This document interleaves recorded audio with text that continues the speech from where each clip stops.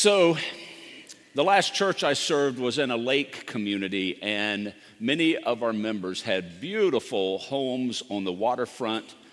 A lot of them worked in Charlotte, about 30 minutes away.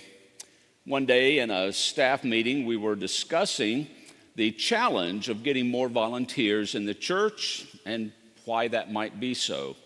Our ministry director said, well, I just had a conversation with one of our members that might shed some light. He said, I was talking to this person the other day who said, when I'm coming home from work in Charlotte and I am on that jam-packed interstate and I finally get to my exit off the interstate that everybody in that community would take, I make that turn to go home, I finally get to the driveway and I can see that lake behind the house. Then I know that now I am on me time. I've worked all day, given my attention and my effort to other people. Now it's me time. Sounds almost like a little child saying mine, doesn't it? But have you ever thought of time as a possession?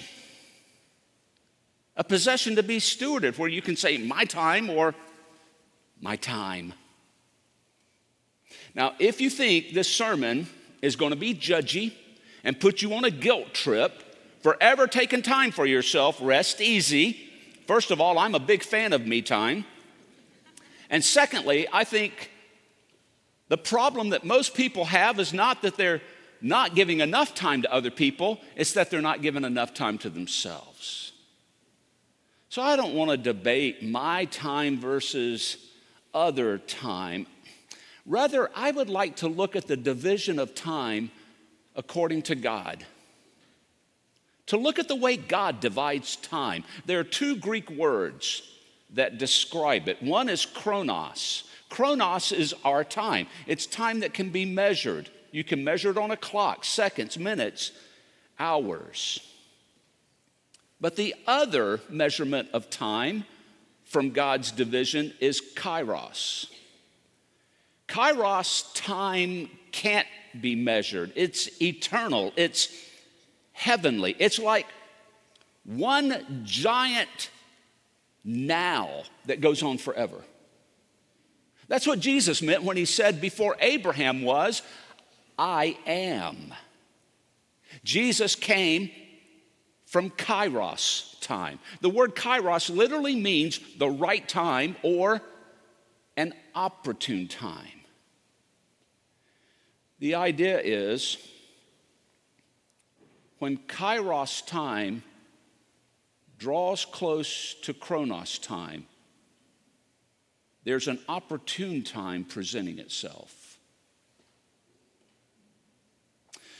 Celtic Christians had a description for these kinds of moments.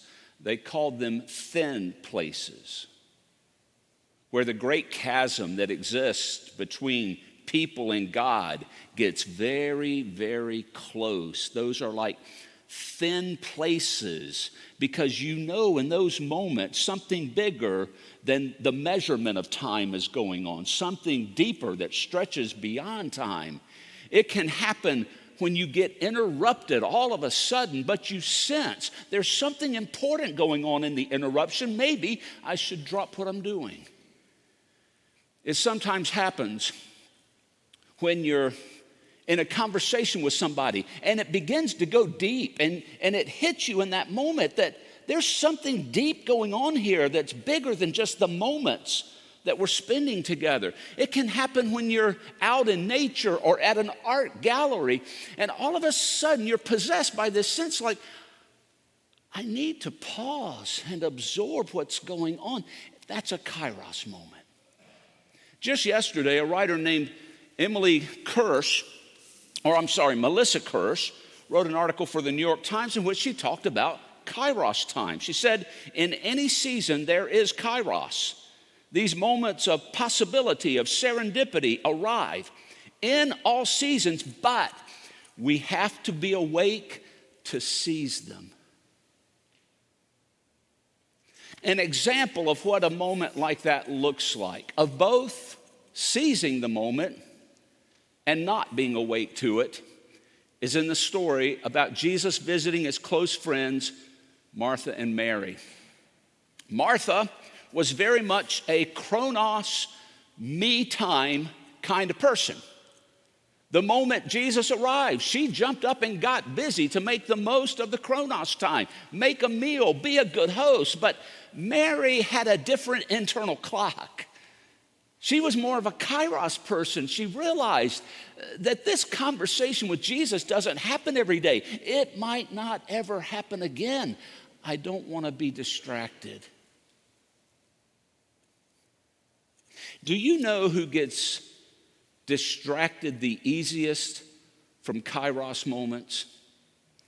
It's religious people. It's good church-going people. It's pastors. We can get distracted from kairos moments the easiest because we get so caught up in what we're doing for God, we can miss what God is doing for us. Think about it for a moment. Martha was serving Jesus, but her serving Jesus was getting in the way of her experiencing Jesus.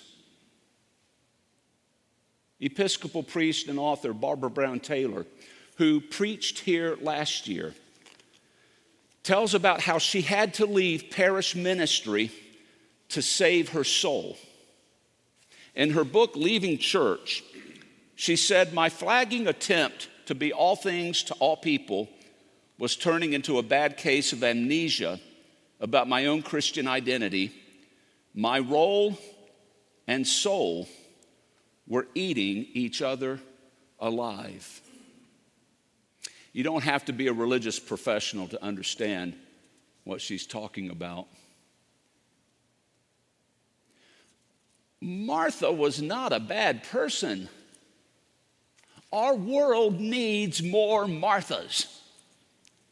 But Martha is in this story to also teach us a lesson about being too focused on me time. Martha wasn't selfish, she was just distracted.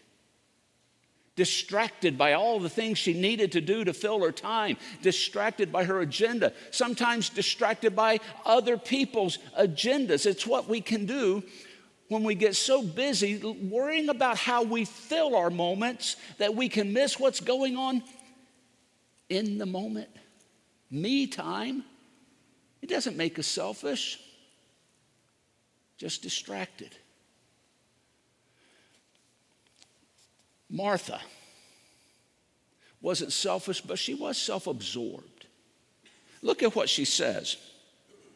"Lord, do you not care that my sister has left me to do all the work by myself?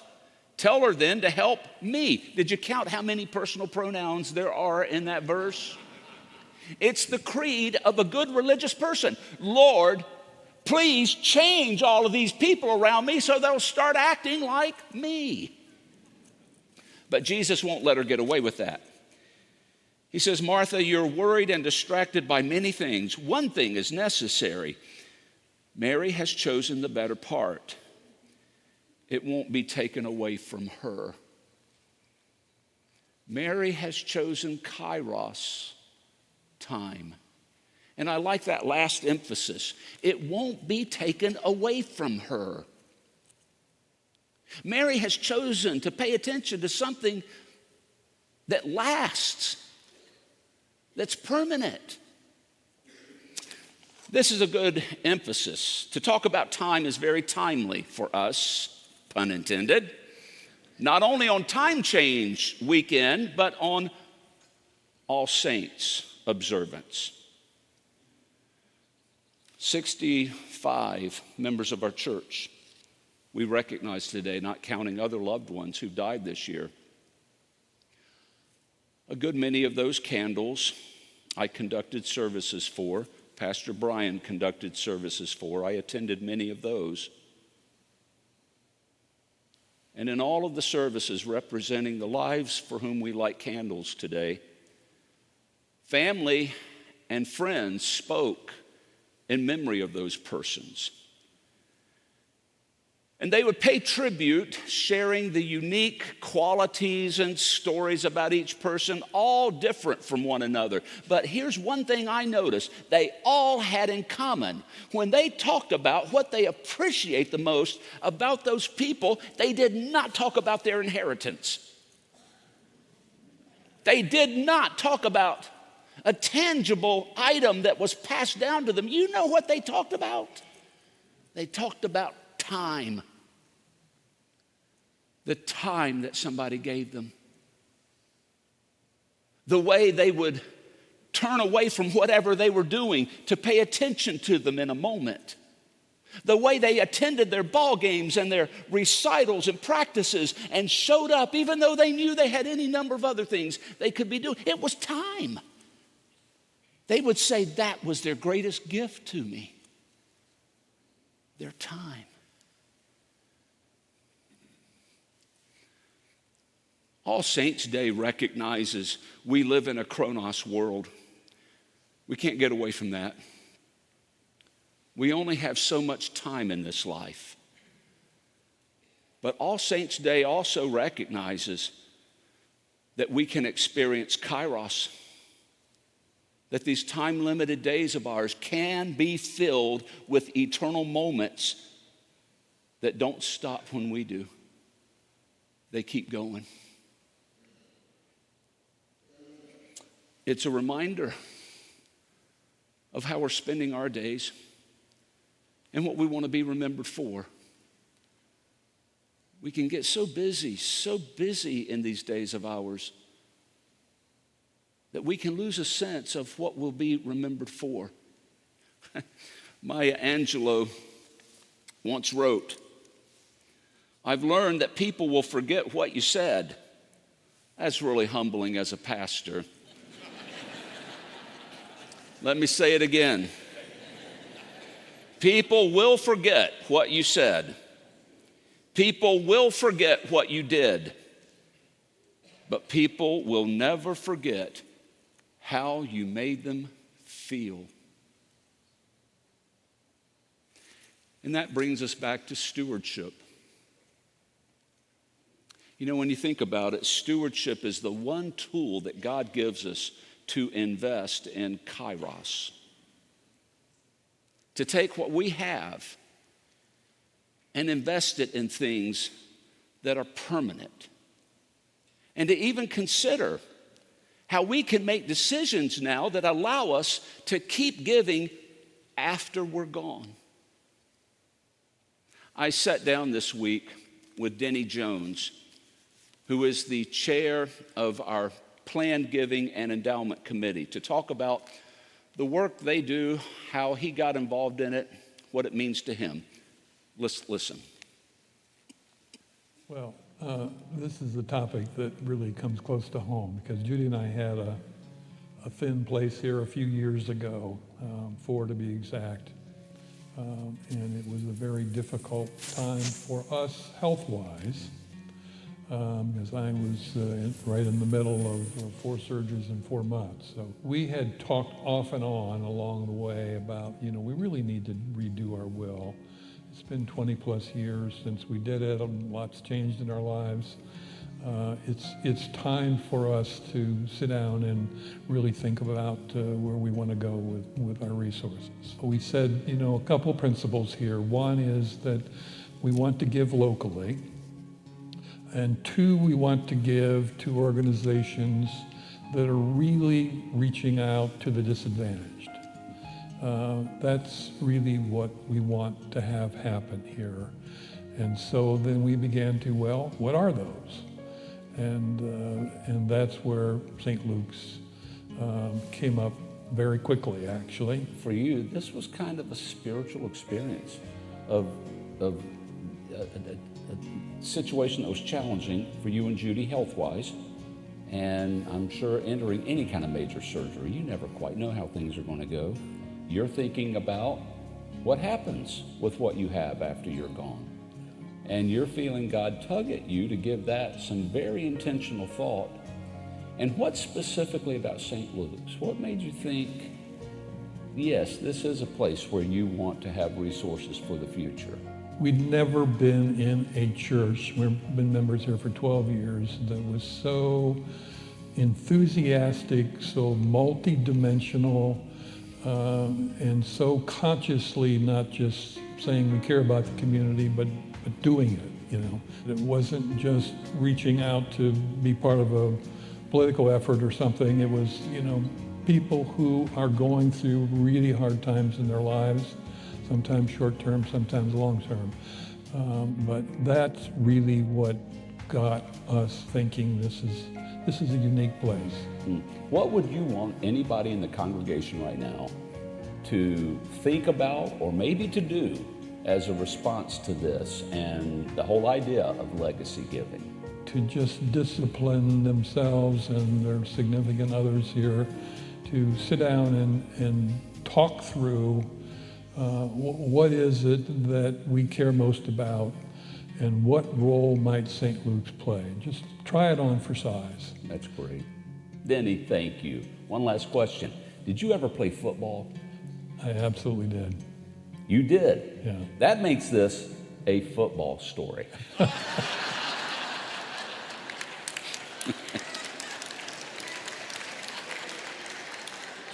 Not only did Denny play football, he played with a guy named Larry Zonka in high school, who was on his team. If you don't know who Larry Zonka is, another time. The ministry of that group is so significant. There are so many people who've never thought about a will, how to do planned giving, what can be given. These folks are at a table right outside. Reverend David Heatland, who is a big part of helping lead this. When you leave today, just stop by the table. They've got literature there to give you and can help you with any number of questions. Because it really does come back to the legacy that we want to leave. What are we leaving behind? Again, it's not just tangible things. It's what the tangible things represent. It's the spirit they represent. It's the love that we want to pass on. And we do it every day. We all get a chance to do it every day. These bodies of ours are aging right now. They're not going to be here forever. The only moment we have is now. To love, to forgive, to give attention to build up, to encourage, to let people know that they matter. It's about what we get to leave behind. There's an expression in the Apostles' Creed that says, I believe in the communion of saints. The communion of saints. It says right now, all around us are our saints. They're here with us. And we are especially mindful of that as we share in Holy Communion. Because it represents saints aren't perfect people. They don't always get it right. They blunder and blunder and blunder again. Being a saint is not really about what you've done. It's about the direction you're going in. It's about recognizing that, God, I need your forgiveness and I need your power to get it right. And that's what happens in Holy Communion. One eternal now takes place where Jesus Christ meets us. And he says, you're my beloved, and I'll never give up on you. And all of our saints are around us, and they're whispering, you're going the right direction. Keep going. Keep going. Keep going.